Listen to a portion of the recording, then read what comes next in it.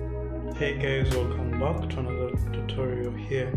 So in this I'm going to be going through the creation process of how I went about creating Kelsey Leigh painting tutorial, and I hope you like it. So this is a sketch, and it's from this reference that I used to find for my reference. When we're starting out, I did a quick study, so if I quickly turn this off, you can see all these groups here. So when we move down to this group, for example, here I have the body copy. So for example, when I wanted to do the body alone, because to put it in perspective, to put her body in perspective, I had to kind of tweak a lot. So I had to make a lot of adjustments, and that's why I decided to use it alone. This here is the bike, and again, as well, because of the tires and everything, and as you may see in the previous, I decided to change the tires. Here is the head, and I'm trying to, here, that line you see right there, it's just a quick proportion, okay? So the tilt of the bike, so, and to put it in perspective, I had to use this kind of layout, okay? So again, as you will see now here, I was sketching out some bike studies here, so that's why I couldn't record, because first my computer was acting out, and also these studies were taking long sometimes. So as you will see from my studies, this bike is kind of, it's what as a result of being put in perspective using these boxes here. I will make sure maybe to redo the sketch or do another sketch one time where I'll show you the entire process. So you will see now here, even though I used these boxes, I kept on tweaking to make the tires feel right to what I was trying to get, because this bike kind of looks like just a normal bike, but for me to make it look like a real sports bike, there were things that I had to change, and that meant maybe to increase the diameter of the tires, even though they were in perspective. Another group of studies is this one here. Again, this is close to the final image, but of course here I had to deal with the tires and everything. So yeah, that's it. And then we have the head there. We have, so I was making very many copies because each instant I was losing, I didn't want to lose too much detail. So of course these are proportions. When I'm trying to get her eyes, positioning of her eyes, but of course these proportions I can't use them directly here because her head is on a tilt. So this is just a basic layout, but I'm going to just put the eyes around the head. They wrap around the head, okay? So this was tending towards the final image. So now here we have the change of the tires and everything. This is without the face and without me putting in the eyes and everything, those that go with the face, and everything is still kind of, you can see there are no arms here, and kind of this tire is off. So these are all just basically nothing. So these were tires that I was trying to work with here. That's what I was doing there. That's a brief overview on how I planned out the sketch. There is no single way that I can explain this, but maybe the things to keep in mind, you want to have gesture, okay? You have to keep in mind the gesture, maybe the action, and maybe the angles and stuff. Find a way of striking a balance among all of them, okay? So with this we can continue with the painting. So again, as you've seen in that part, all my sketches start out with a quick study, all my paintings, I always start out with a quick study. I don't always approach a sketch in one single go, so that's why I didn't record that, but I'll find a way of maybe recording my sketches and other paintings. So here I'm laying down the base color first, and of course here I made a mistake and I used the reference as my neutral color for the skin. I used the color on her foot, on her thigh, which is kind of washed out, and that was a mistake, as you'll see, but again I'll show you how to correct it. So here what I'm doing is just laying in the basic shapes. For example, when you're creating man-made objects, I normally probably always use parts, and because of the symmetry, most of them are symmetrical, and for me to get that feel of like to get close to perfect symmetry, I always find that using things like the pen tool or using the shape layers like the ellipse and other to kind of help you through that is a very good option to do. So what I'm doing here is creating simple paths for each of my sketch areas. So simple triangles and ellipses and like rectangles, and then I save the path, and then I then begin laying out other things. So here I select the path, okay, and then I make a selection like that, so it helps me paint within that path without going outside the path. Okay, it's some very simple technique that works very effectively to help you get those crispy edges and get something that looks like a man-made object. So here I didn't like the ellipse that I had made, and I was trying to change that tire because I wanted to make it feel a little bit perfect. But again, this wasn't the final decision, and so here what I'm doing is I get those ellipses there, and then I make a selection. So I select them, I exclude the overlapping areas so that again I can only paint between the two ellipses. You're going to see me doing it again and again, and probably in the future explanation it will become very clear. So here I'm laying in the base, the background. So I was trying and experimenting with different backgrounds, but of course you don't have to do it. You can just put in a very simple background like I did, fine in the end. So I'm now going back in there and refining the areas. So here before, when I'm laying in the base layer, I'm not doing anything crazy. It's just painting using different colors, but there are a lot of concepts that when you're laying in the base color, it's a very good idea I always begin with the neutral color.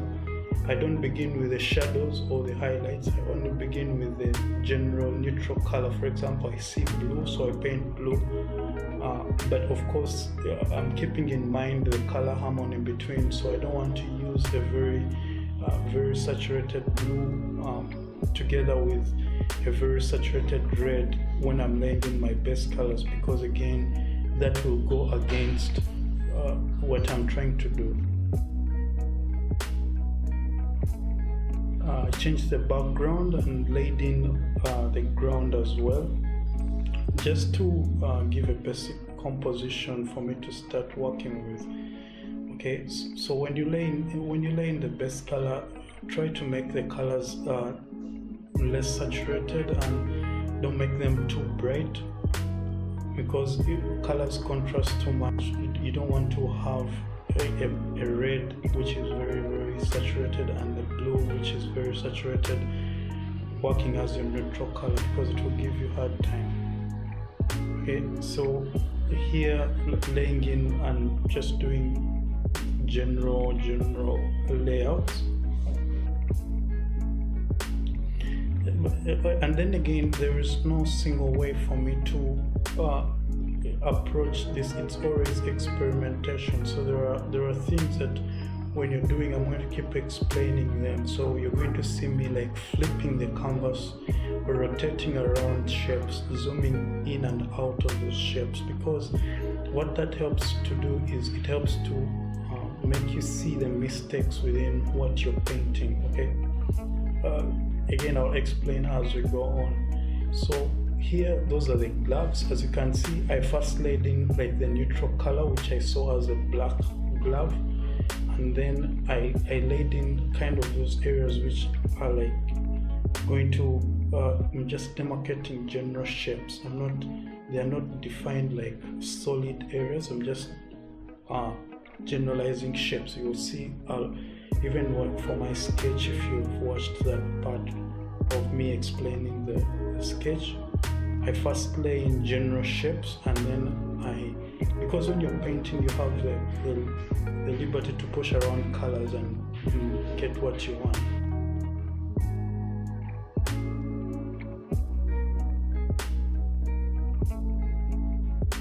When I was painting the shoes, I didn't want to use that kind of soft brush that made them look blurry, but again, that's a lesson learned that at least it was helpful in me getting to know how the different brushes work. So it was a very good experimentation process. As you can see, I should have used when you're painting these surfaces, either use the soft brush to just demarcate, not to lay down shapes.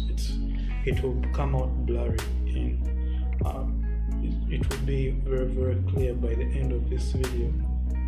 So here I lay in shapes, and then I use the soft brush again to blend those surfaces. I've made a video on how to blend surfaces, but in the best color, I don't do any blending. I only lay down structures, and then I clip a layer on top of it, and then I blend using that layer. It's a way that I work non-destructively, and that's why I use the soft brush to blend the surfaces, because that I can easily work with it. When you're using a smudge tool like I'm doing right now, the smudge tool works destructively, which means you have to specifically go in and work destructively on the layer that you are working with. But with a soft brush, you can create a new layer on top and blend with that. Again, I explained that in the video on how to blend any colors in Photoshop. So if you're confused with that, please check that video out. So but you can see now the soft brush, it actually works very, very well when you look at the ways that the soft brush works versus the smudging method. The soft brush is very, very quick, and because for every 1 minute of work on a soft brush, that would be an equivalent of 5 minutes on a smudging tool for me. But again, that's subjective. Yeah. So when you see the highlights here, I'm laying in, when you define highlights and shadows, now you see that the glove is beginning to take shape. Okay, and again, I lay in the best colors. So if you want it to be blurry like this, you use the soft brush to lay in best colors. But if you don't want it to be blurry, you use a different brush. There are like some other brushes in Photoshop which are heavier and not so hard. Okay, it's not so soft. And I will give you that texture which you will see that I used in the helmet. So the stocking there, again,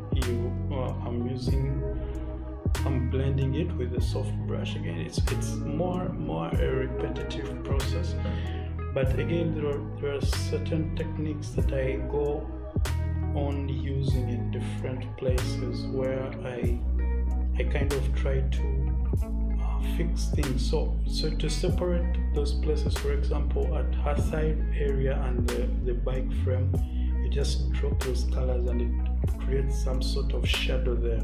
right? So the shadow helps to remove that soft brush effect. There on, you just again you color with another color, the best color, you fill it in. So right now the image still looks flat and it still looks a little bit funny, but with a few techniques it will begin taking shape and get to where we wanted it to be. So the thing you should know about colors is when you're working with colors, it's the thing generally you're going to have the lighter colors are going to pull shapes out, and the darker colors are going to push back. They're going to push shapes back inside. So when you're creating form, when you're understanding, when you're painting form and thing, you're going to work with shapes like that. So if you want to create some form of illusion, for example, where you see the arm there, I know that I want to round it out, so I should put lighter colors and dark colors like this. So where the shapes that I want to push back, I put a darker version of blue, and the shapes I want to push out, I put a lighter version of blue, right? So here, another thing that I was doing here was, it hasn't yet come, but now right there where I'm blending those surfaces, you can see I'm moving them back and forth, because now these colors were contrasting too much. There was less harmony between that part, so it makes her look like as if there is dirt on her clothes. And also the highlights that I was using at this point was so strong in that they made her clothes look like a latex object, like, or a latex bodysuit or something like that, which wasn't what I was going for. What I wanted to do was to put the highlights but make it feel like nylon, and I did that by introducing what we call a mother color, and you will see it when it comes. It will be a blue spot that I'll be putting back there in the background. I'll explain when that part comes.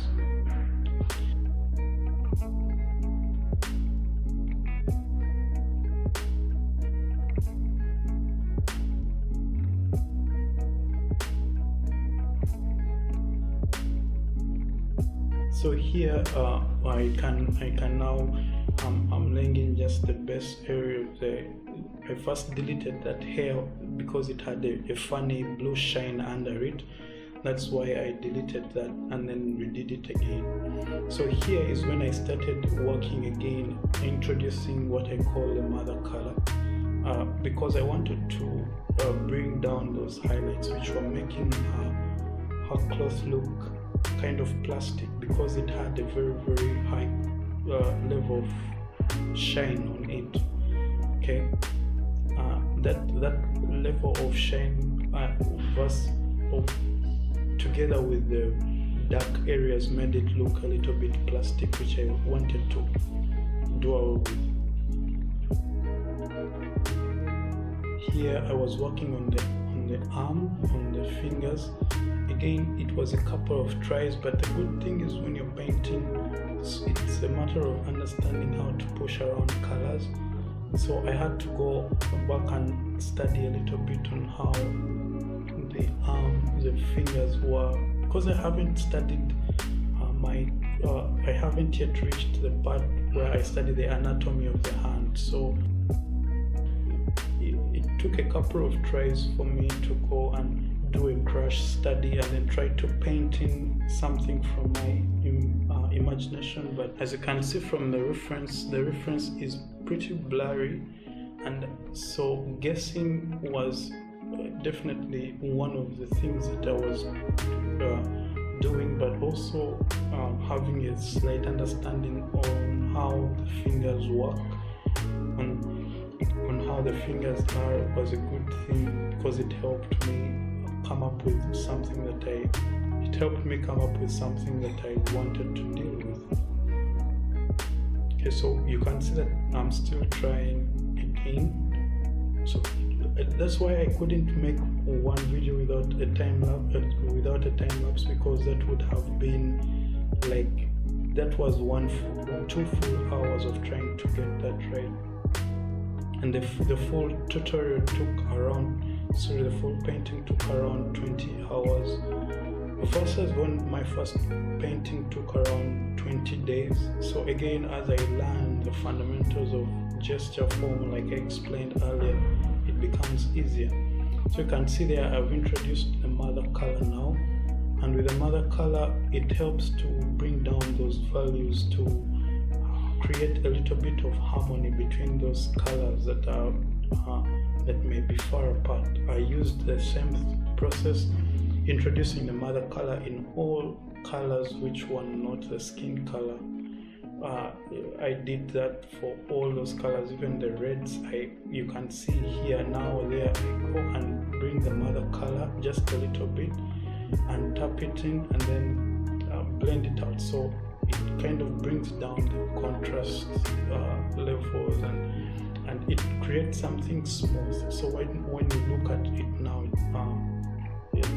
it looks a little bit more realistic than the plastic suit that was there before. So you see all those, the way I'm blending is I'm bringing the mother color and then I'm putting it in there and then I'm blending it. Again, I'm still learning about how to create a good harmony, but it helps to know that. Okay, so defining form there is just creating a little bit of shadow under there by decreasing the hue of that leg area there. So by that I can create a little bit of shadow. Still we're at the mother color and decreasing those areas. So you can see that it works pretty well in helping to remove those, to make it feel like a dress now and less like plastic.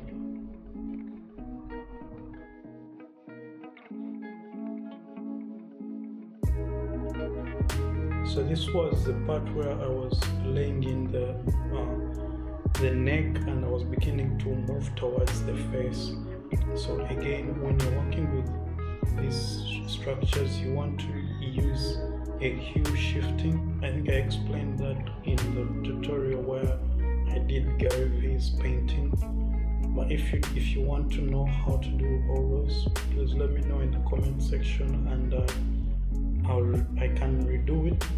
If there is anything you don't understand, even in this tutorial, just in this painting, just let me know, and I'll do it again to show you what I mean.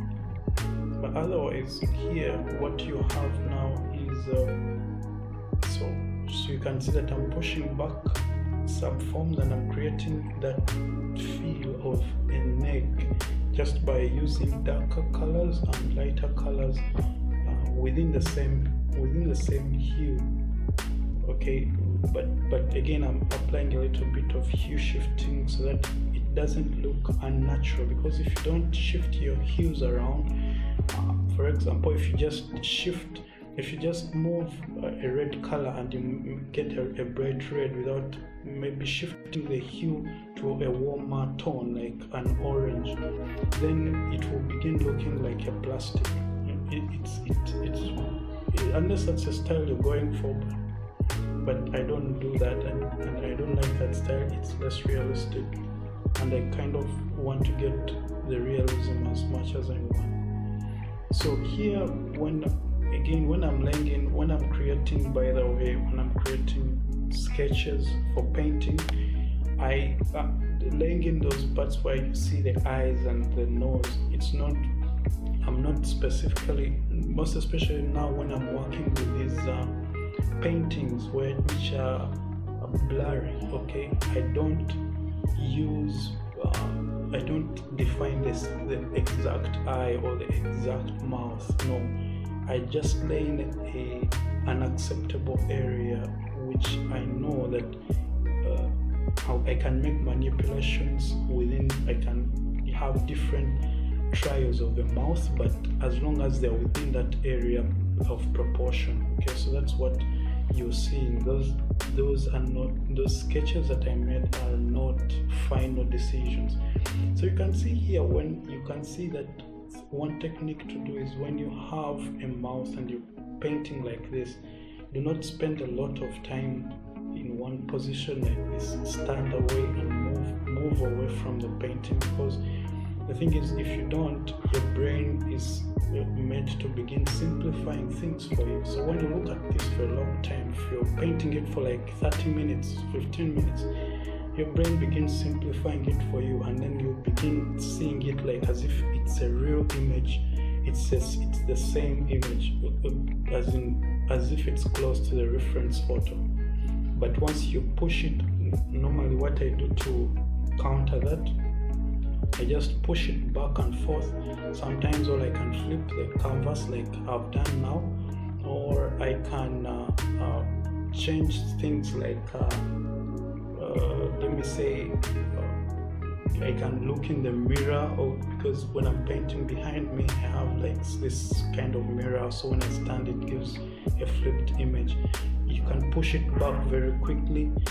It helps to kind of get that comfort out of your brain, so your brain now begins seeing the mistakes once again, and then you can keep changing them. Because when I was painting, for example, this part here, this part took long, and when I was painting it all along, I thought I was painting the right thing, because my brain had already simplified out things for me.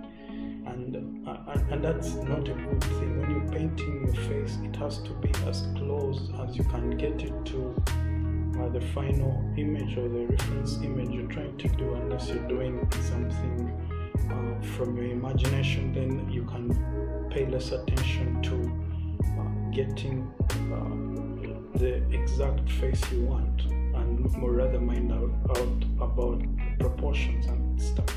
Okay, so here when I'm painting, it's not really I'm painting what I see, but I'm not painting what I know. Okay, so but that doesn't mean that I don't use things when you know your anatomy, so it helps. Most especially now, for example, this point when I'm painting the eyes, I'm not painting what I know, I'm painting what I'm seeing, because again, what I see takes the front seat.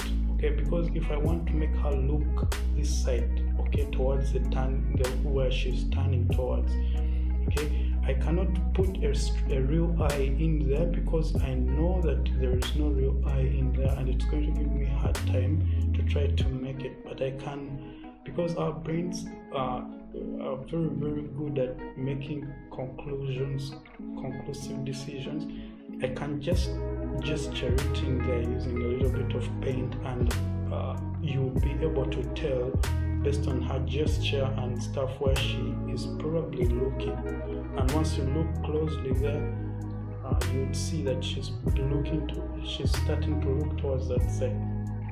But like I told you earlier, that this part was not an easy one, because the features have to be compared relative to each other.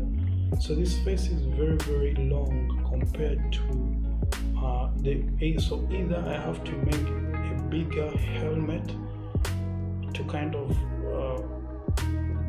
make the face look very small in comparison, or I have to make the face smaller, right? If I make a bigger helmet, it's going to cause her body to appear bigger, right? Because I'm working within proportions.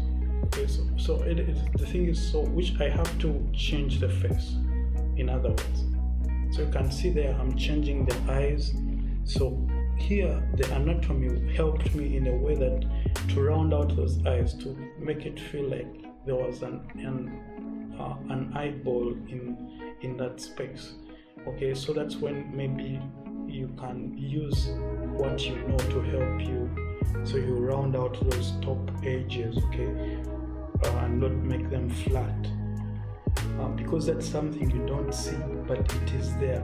And if you don't see it and it's there, but you know it, it will be very, very easy for you. That's one of the reasons why the mouse gave me a lot of hard time, because with my, as far as my anatomy goes, I'm still studying, and I haven't started studying about the anatomy of the mouth area and the nose area. So it gave me a lot of hard time when it came to understanding what was going on in the mouth, because I couldn't see exactly.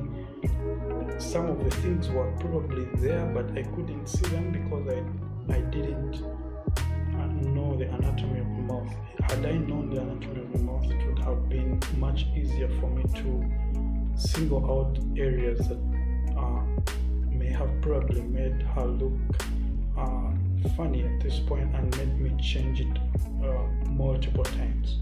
Okay, so when I'm working, when I'm blending again these shapes, I'm constantly moving shapes around, but you can see when you zoom in close now, her face looks like a painting all over. It has paint all over because I've used a hard brush or to just block in shapes. Okay, then later I'll come in and use a soft brush to now you can see, like, to smoothen out areas. Okay, to smooth it out.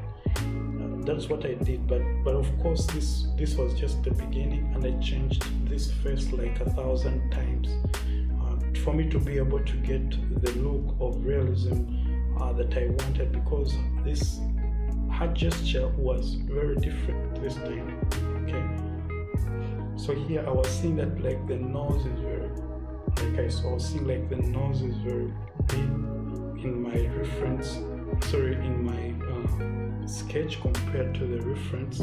So I had to change it around and move it. The very, very tricky areas are those lines that run down from the nose, and they kind of make marks around. They're very, very tricky, and it's very important that you get to understand how they work.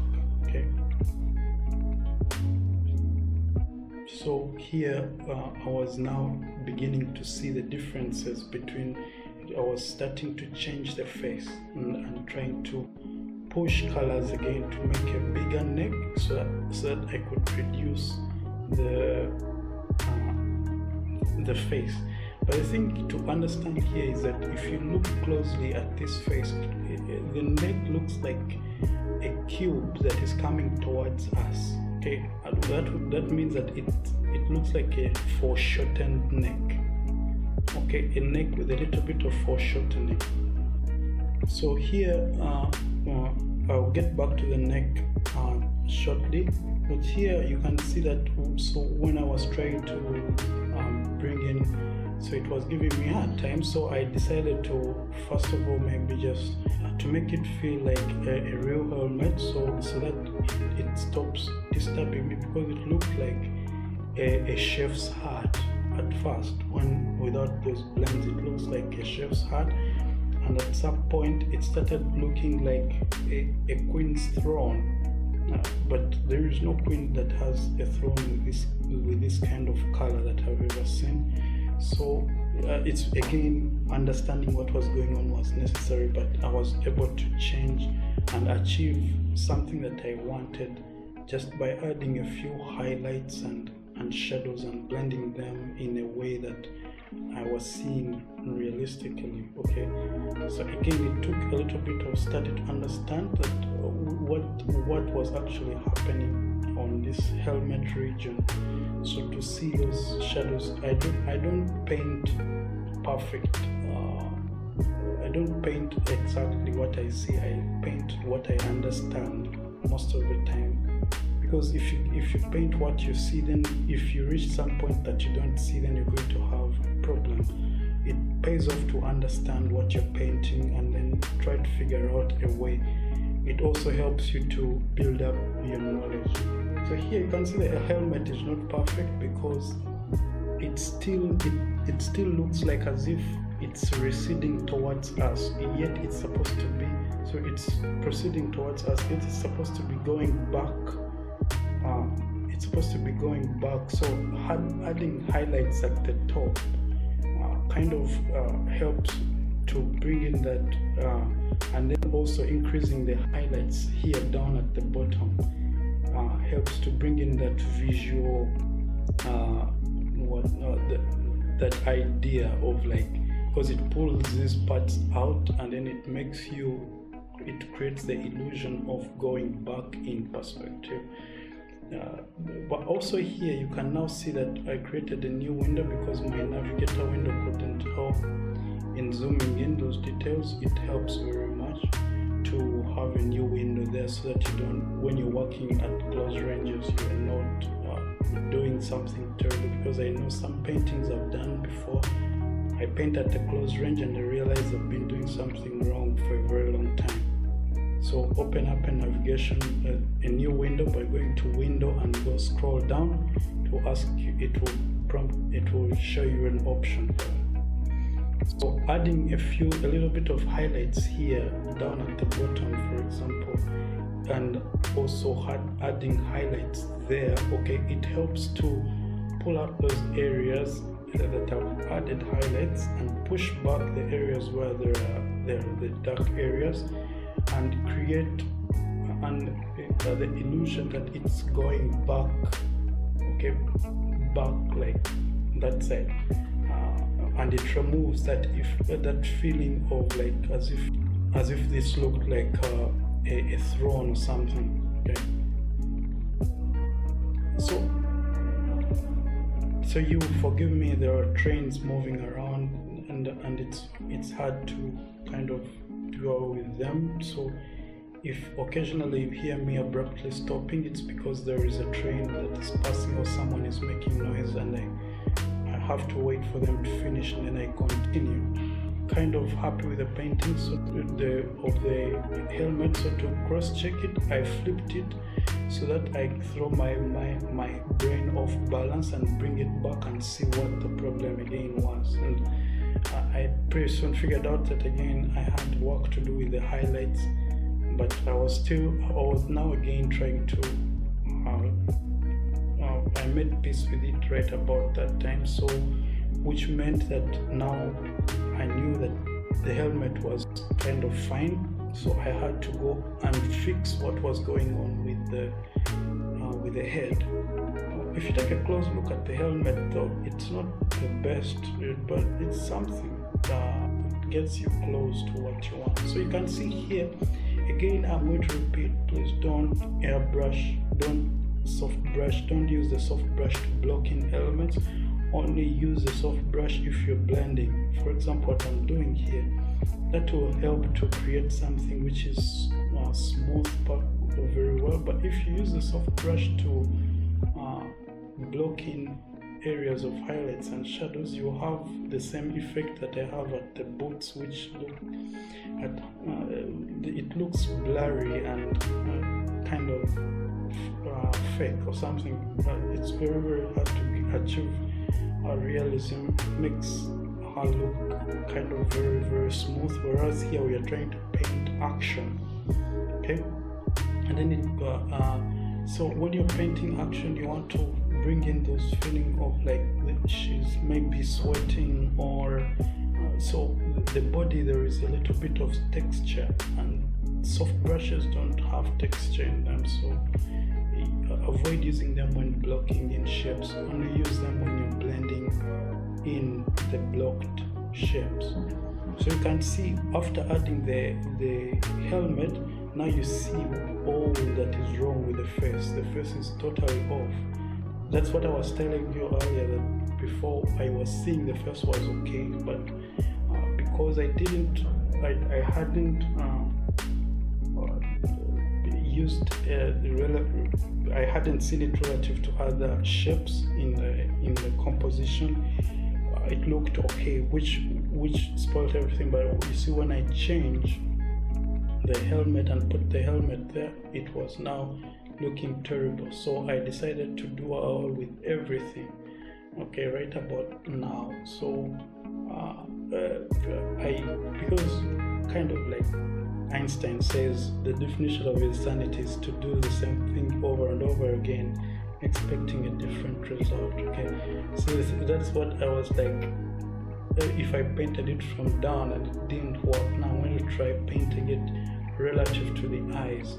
So I started painting it again, but this time coming from top to down. If you realize at the beginning I started from down, where I started with the neck and then I came up. So, and that is, in my opinion, the hardest way to make a portrait. It's very, very hard to paint from. It's almost impossible. It's not impossible, but it's very hard. So I decided to go back and paint it relative to the eyes. Okay, so again, it wasn't a smooth sail, but it finally, after a couple of tweaks, I was able to come up with what I wanted. So again, when you're painting these things, don't give up too fast, too quickly. Just keep taking off a little bit at a time. So for me, when I was painting this, there are multiple times when I felt like, and it happens for all my portraits where I was painting Gary V or painting other paintings or anything, renders. Whenever I feel like it's becoming too frustrating for me, I just take a break. I just close Photoshop and then go learn something else. Begin maybe doing graphic design work, like logo designs and stuff. Okay, so I went and added a little bit of adjustments. So here I noticed her face was flat, so I added some little bit of dimension there to kind of, if you can see on her face, it's kind of receding back there at the edges. So that's one of the adjustments that I actually added that I didn't record.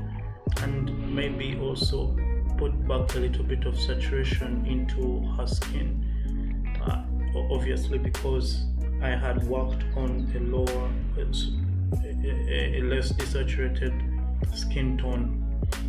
Yeah, so those are the two adjustments that I made that I didn't record, but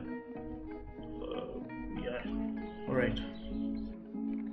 So so that part again, it's because of the volume of the shape, so it felt like a mask. So for me to add those side shadows, and it helped to describe the form in an area, so for me to be able to understand, like for someone to interpret it as a face with volume, I had to add shadows to the side. Again, that's because I'm using what I'm seeing, but I'm also painting what I know. All right. So back to the bike now. I started painting in the bike, and working with the bike is kind of, again, when you're painting this, for example here, when you see you want to create these smooth edges. This is why I was using a lot of masks and stuff, so to make it feel like she's holding the hand, and I'm using those smooth edges. So you can see here the style that I'm using to paint in the bike is different from the style that I used to paint her body. Again, I don't subscribe to the idea of having one painting style, because each painting of yours tells a different story, and if you have one style to describe all the stories and moods, then your paintings are going to suffer. So sometimes I change my paintings. I use maybe if I'm painting in this kind of soft brush rendering, if I'm doing renders like man-made objects, or I can smudge paint around, or even if I do styles like charcoal painting. So I'm never going to use one kind of painting style, as long as I'm going to only use styles that I feel are telling the right story. And this is why I use different styles here. So you can see that those shapes we created, those paths we created at first, they're the ones helping me here to achieve this kind of smooth painting. And I'm not going to paint the bike exactly the way it is in the reference photo, because I don't want to, and here is where I started exploring my creativity, but also at the same time I was only using now the bike here to define, because it was becoming monotonous and boring for me, so I decided to paint to try and simulate a little bit of maybe carbon fiber or something like that, because I'm learning how to render. I'm still learning about product design, so I decided to use that opportunity to render something. But of course I would have spent a little time to paint exactly what I was seeing, but yeah. So here, this was one of the many tries to painting this tire, because a few things what were happening is this tire wasn't in perspective, the right perspective, it wasn't in the right tilt, so I decided to try and change it a little bit. So you can see here, even though now this tire is going to look fine, you see I'm not minding that it's out, because I can use a mask to mask it in just like that, and it looks like it's inside. But I don't care about that because it looked big. So here what I was doing is I was creating a path, and then I select the path and then delete area outside, because I wanted to make it feel like a bike, or which kind of, I'm talking about like a sports bike, but giving it big tires makes it feel like a mountain bike, which I didn't want. Of course this tire wasn't working, and eventually again I may have deleted it, because the reason why it wasn't working, because you can see when I put it there, it's not only small, but it's on a different perspective from the back tire. And even though I was here, I was spending time to make it to round it out, I eventually dropped this and did it again. So so here I painted the tire in, but the thing is, it can save you a lot of time if you use, for example, if you're rendering, you can use the ellipse tool to help you generate stuff easily. So here I look at the bike and I'm like, what's happening? I don't like that. So I go back and try to render in funny things. So I'm looking at how I want the bike to feel. So I'm looking at how these metals, I want them to interact with each other. And so I want this metal on top to feel the one that leads onto, sorry, that was a weird code. I had to put in a few shadows and highlights there to create that effect. So now here you can see that it began to look like a good thing to do, but of course I could have added some more details there to change that effect, but I didn't. So here then I started again messing around with these patterns to make them look a little bit more believable, because they were looking too unsymmetrical for me. And so what I decided was to push back that area there and to make it feel right. I'm still learning how to do product design, and in probably a year I'll be able to design a much better bike. Here is where I played with perspective and scale. So here I was just scaling and putting in perspective, because I was going to again select these two curves, these two ellipses together, because this tire wasn't working for me, and I'm like, no, I'm dropping it. So I decided to create two curves, put them in perspective, scale them around, make them feel right, and then select both of them and then paint over it like that. So then deleting the one below created this effect, this tire, which now I know is right, but that creates a new problem. Now it creates a problem where I see that the tire behind is now terrible. It's now off. It's not like what's going on. It's like I don't like it anymore.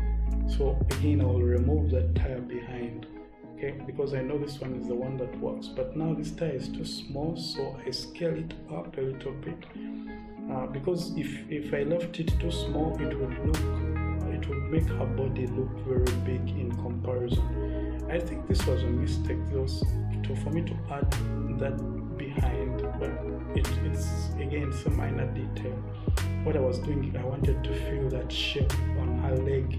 You see there is space there, it looks cut out.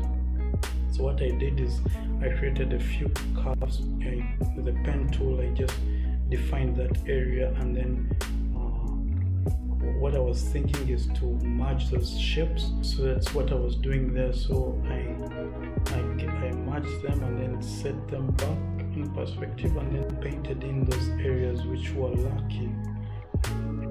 So again, probably that changed the dimensions of this tire around a bit,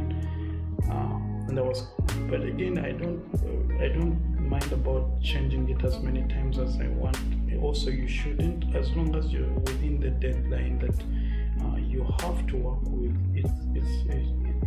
It's a good idea to achieve something that you're at least a little bit proud of, however small it may be. Okay, so that helped me cover that area a little bit. So you can see that these forks, again, they are now looking like very big metals because of the tire that I just put there. So that creates a new set of problems, and again, I have to go back and address that as well. So you can see from I deleted that path from the previous because I used the selection. It leaves I shrunk the pixels, so it leaves some pixels there. Okay, so here now I'm painting the metals behind, and painting the metals behind, I don't care about painting over the arm because I know I'm going to again add a mask. If you look into my layer section, you see a ton of masks there. I add a mask and just mask it around. So for example, this place here, I wanted to create a box, so I used the hard brush to define those highlights and shadows, but right around here it seems like a simple plane, so decreasing the opacity pushes back, so decreasing the hue of one of the colors pushes it back, so it feels like a rectangular road. Okay, and I use the mask to mask out those areas right there, so to make it feel like it's passing under, so it's like under and between and under like the pedal is on a different plane than it is, so to create that effect, that's what I was doing there. But doing that, again, it shows that there are other things to change. Okay, but I'll address those. So here, for example, I masked that place out, and then that created a set of problems where I have to compose something for the bike to feel like that is attached to that cylindrical area. Again, I'm not a bike designer, so here this wasn't designing a bike, it was creating art. And but if I'm still learning about designing and rendering, I think I'll be able to learn what these things are and how to even do them. I've never been close to a sports bike before, so I don't know how, like most of this, I can't accurately represent them. I've only seen it in Facebook photos on Instagram and stuff. So yeah. Here, so I decided to reduce the size of that pedal. It looked too big. I completely ignored the fact that the downer pedal, the other side, was way too small. I convinced myself and my brain. I just left it. Just sometimes you've got to leave some stuff. Okay, I decided to hide that fact by adding white colors around it. That's what I did. Here now you can see the thing here is creating a few cylindrical objects. Again, like I said, I don't know very much about bike designs. Still learning, still getting my fundamentals right. I'll be there soon, but for the sake of art right now, create ellipses, put them in perspective like that, Okay, so actually this ellipse was good, and for some reason I rejected it because I wanted it to be to feel right relative to what the already existing shapes there, and the problem is the already existing shapes were wrong. But I did a couple of tweaks to make it to reduce the noise they were making. So here I decided to reduce the size of those rods because they were big, those forks. Again, I should have done this in a much easier way, where I do one and then I just make a copy of it, but I didn't do that. God knows. Also here it took me a lot of time to kind of get them to feel like as if they were similar roads, but even then it didn't give me the right idea that I wanted. But as you can see, I was painting in and then reducing the sizes. So whenever I reduced the sizes, now one of them looked bigger than the other. So I did this a couple of times. That's why I'm saying that I should have done only one of them to the size that I wanted to be, and then just copied and pasted that same shape over this side, and it would have been 1,000 times better. Just kept wasting time here, but it's right about now. This was when I gave up, and I don't know why I didn't think about it now that I look at it. But yeah, again, it's a learning process. You learn a little, you lose a little. You can't get all things right at the first try, but at least it was a very good learning experience. So you can see that the road from earlier, now it left a red patch on her leg, so I had to clear that out and again go back there and create something to feel right. So, and feeling that tire again. So when you're feeling the tire, don't worry about that, you just mask it out. But you have to remove those red patches so that you can get something that feels natural and something that is understandable. So then here, painting, masking out shapes, it helped me reveal that layer to put it on top there, that fork down there. So here I was laid in some basic shape just to create some sort of cylinder, a very, very basic shape. I don't even know whether that is how this bike attaches, but to create some dimension I added a few shadows which helped to sell the idea of the front bike. Now you can see the tire behind is screaming. It's like, what's happening?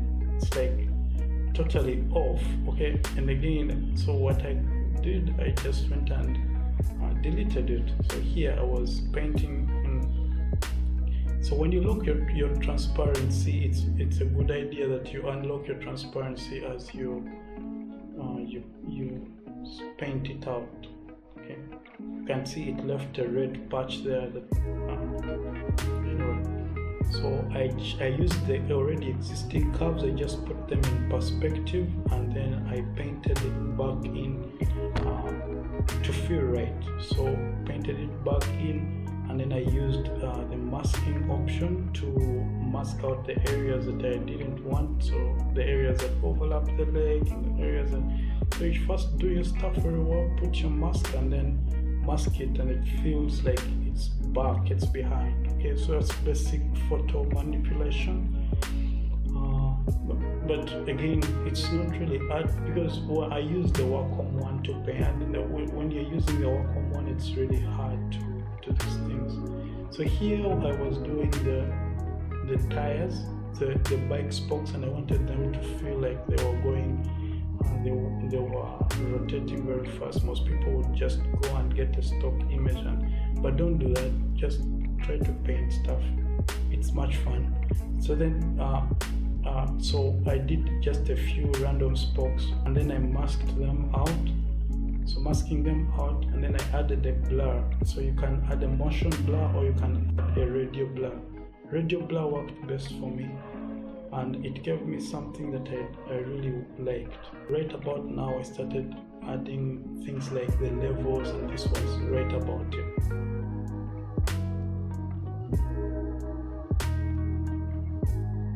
Or maybe another thing here, so you can see that red spot. I just kind of didn't know why it was there at the moment. It was from the mask, but I decided to just add it in there. Okay, so this is all I had for you today. Just go create, stay awesome, be amazing. Till next time, peace.